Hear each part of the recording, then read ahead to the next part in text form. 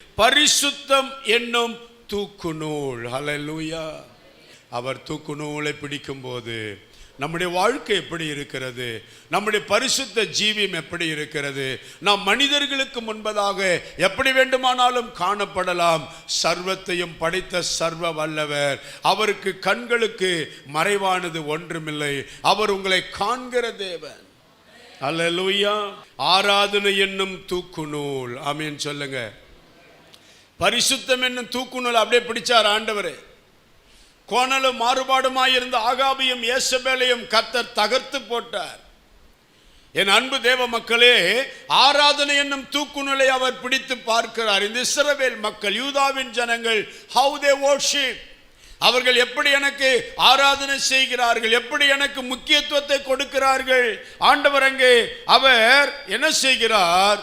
தூக்கு நூலை பிடித்து பார்க்கிறார். இன்னைக்கு அந்த எரோபியாமுக்கு நேராய் பிடிக்கப்பட்ட தூக்கு நூல் இன்றைக்கு அகாப்பே சபைக்கு நேராய் கர்த்தர் அந்த தூக்கு நூலை விடுகிறார். how you worship, என்னை நீ எப்படி ஆராதிக்கிறாய், நீ என்னை எப்படி தொழுது கொள்ளுகிறாய். கர்த்தர் உங்களுக்கு சுகம் கொடுத்திருக்கிறார், பலன் கொடுத்திருக்கிறார், ஆயுசு நாட்களை கொடுத்திருக்கிறார், வேலைகளை கொடுத்திருக்கிறார், வருமானங்களை கொடுத்திருக்கிறார். நீங்கள் என்னை எப்படி ஆராதனை செய்கிறீர்கள்?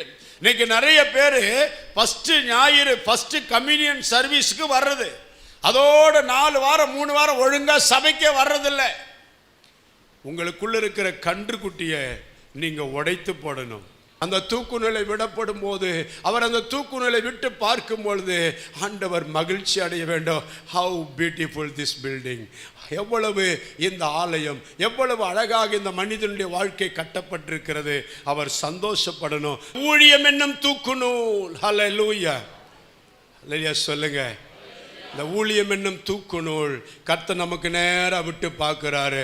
how you do the ministry of the Lord, how much you work, how much you suffer for the church of God. தேவனுடைய சபைக்காக நீ எவ்வளவு பாடுபடுகிறாய். how much you love the Lord, how much you love the house of God.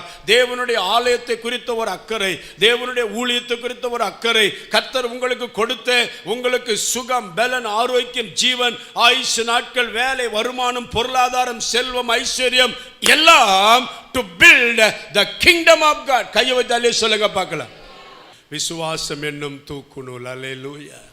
விசுவாசம் என்னும் தூக்கு நூல். விசுவாசம் என்னும் தூக்கு நூல். how much we trust the Lord, how much we trust the word of God. தேவனுடைய வார்த்தை எந்த அளவுக்கு நாம் விசுவாசிக்கிறோம், தேவனுடைய வசனத்தை எந்த அளவுக்கு நாம் கவனிக்கிறோம். அவருடைய தூக்கு நூல் கடந்து வருகிறது. கடைசியில் பாபேல் கோபுரம் தாறுமாறாய் அங்கே கடந்து போனது.